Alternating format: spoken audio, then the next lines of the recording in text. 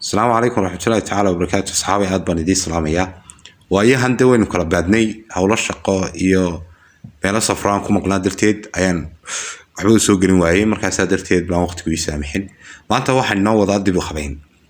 oo injineerkeeni Maxamed Sheekh Aadan weeyaan fadhigaad gurigaaga ku yaala aad doonayso in lagaaga dhigo design-ka Chinese-ka ama design-ka Turkiga design-ka jeclaataba buugaad ka eeganayso lagaaga samaynayo ama lagugu bedelayo nashqada hadii lahayd fadlan ha moogaanina inaad la hadashaan ama WhatsApp-ka ka wacdaan ama kala hadashaan dadalka dibadiis joogtaan dalka gudihiisa dad joogtaan la marka caadiga ka waca insha Allah 242 14 waa 442 wax ka aqoon injineer Maxamed Sheekh Aadan hadii lahayd no injineerku uu soo dhaweynaya insha Allah taala هذا يوتيوب كان قد داون يسألنا سبسكرايب نوصارة فضلا ولايك تنوصارة إن شاء الله تعالى تيك توك هذا قد داون يسألنا ديف فلاوريس إن حلا هذا الله فرد عكسي ها وطها أدرس كنا سيتافت إن شاء الله تعالى برياو يرخل خلصنت إن شاء الله إلى هاي واحد بينه مصي كأنا لكن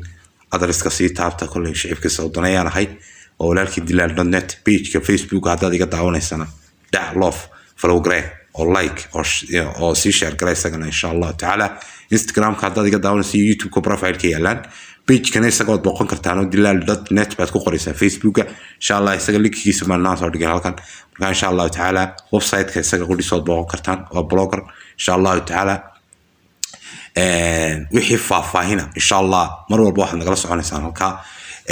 hadii uu lambarka Maxamed Sheekh idin dhici waayo fadlan kayga soo waca 24254 fadlan waxaan kala inta ka codsanay alaab dib cilisa ama dib furniture ama electronica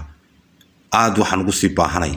TV flyda oo muddo kooban la isticmaalay waa ka samarkii dhamaaday iyo talaagad insha Allah taala qof aad iga doonaya alaabta qofkii haya fadlan WhatsApp-ka igu la soo wadaago 24272554 insha Allah taala lambarka qofkii si xiwaaya fiidiyoda kale ku dhageysanaya. Wassalaamu calaykum waraxmatullaahi taala wabarakaatuh.